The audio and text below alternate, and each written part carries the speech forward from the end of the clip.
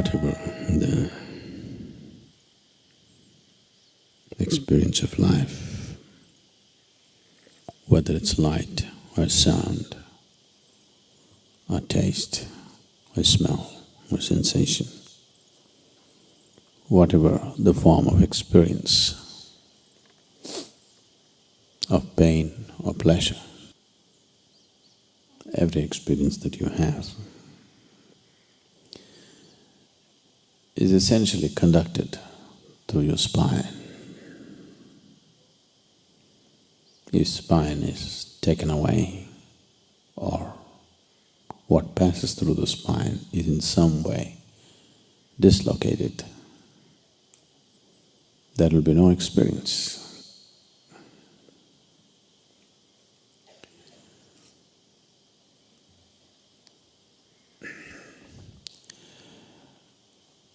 We've always symbolized the spine as the axis of the universe, because essentially you know the universe only from the context of your experience. There is no other way to know it. You do not know anything in this world without the context of your experience. You understand what I'm saying? It's only by what's happening within you, you know, or you think you know.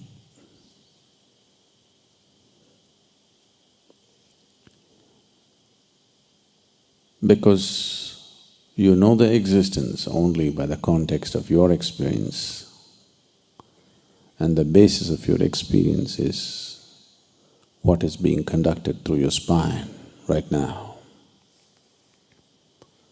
Spine is seen as the axis of the universe. Today we know that the whole solar system is just a small blob in this cosmos. Tomorrow morning, if this whole solar system evaporates, there will be no great vacuum, just one little empty space. The rest of the cosmos will not even notice it. That's how insignificant it is. So, in yoga, they went to a different dimension and said, your spine is the axis of the universe. They are not saying this because they believe that you are in the center of the universe. Because you are capable of knowing the universe only from the context of your experience. And the basis of your experience is in your spine. If any individual has to truly determine the nature of his experience on this planet, 100%, then having a little bit of mastery over the spine becomes essential. Only that one who anyway determines the nature of his experience would dare to explore the full potential of his life, because he wouldn't hesitate to step into anything.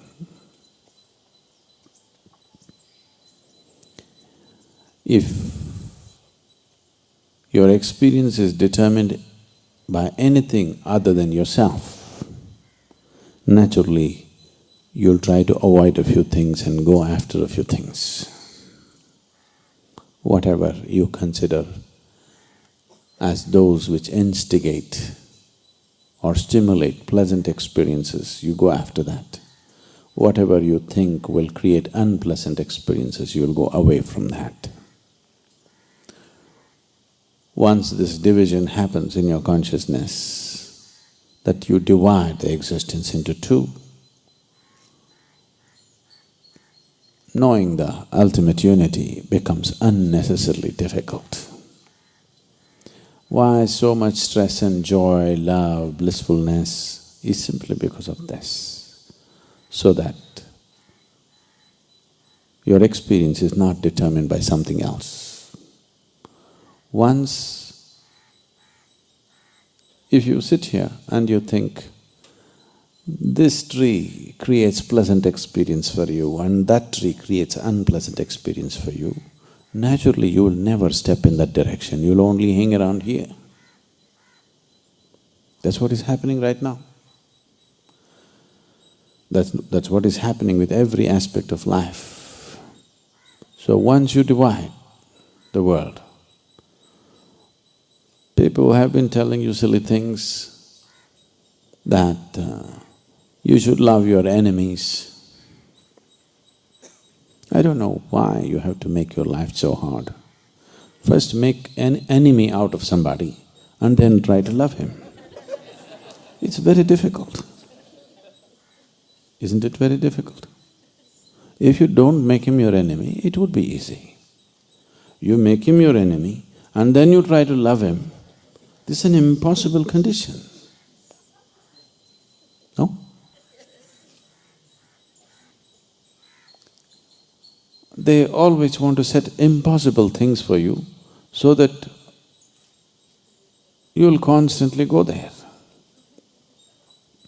Let's look at the possibilities. Unless you do not divide the world, it's very difficult to embrace the world, isn't it? In your consciousness, if you divide that this is mine, this is not mine, then trying to grab everything is very difficult. Either everything is mine or nothing is mine, this is okay. Nothing is mine, this is one way, it is okay. Or everything is mine, this is okay, it'll work. These are workable solutions. You are my enemy, but I love you.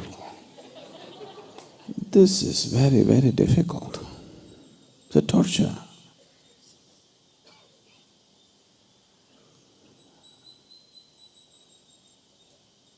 And the fundamental for dividing the world is somewhere one entity causes pleasantness, another entity causes unpleasantness within you.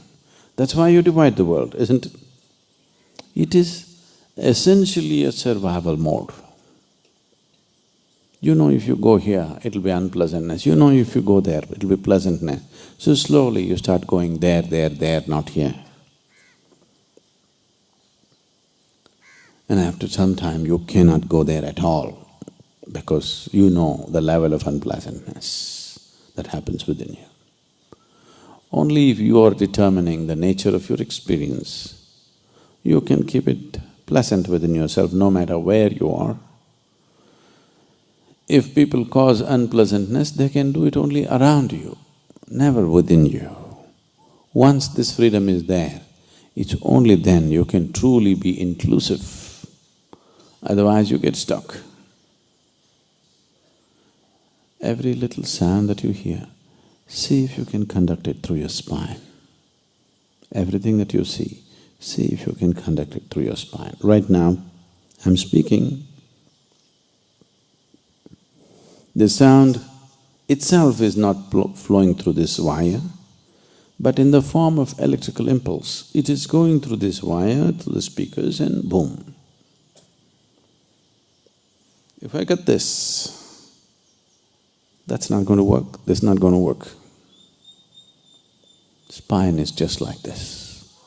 Spine itself doesn't know anything, but it is conducting everything.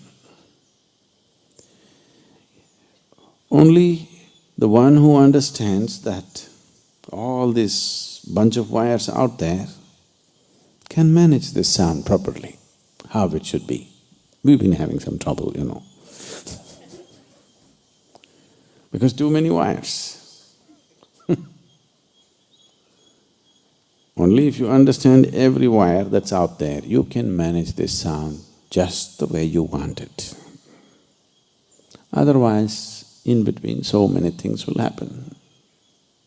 The same with this one. If you have a little mastery over how it's being conducted, then you can ensure what kind of experience you're producing for yourself. Otherwise, everything becomes accidental. Once the very experience of your life is happening accidentally, once your very way of being is accidental, if you're existing here accidentally, then that's like being a potential calamity, you know. Just the fear, what'll happen to me, what'll happen to me, destroys everything. The beauty and the gracefulness of being human will be completely lost once the fear of what will happen is there in my mind.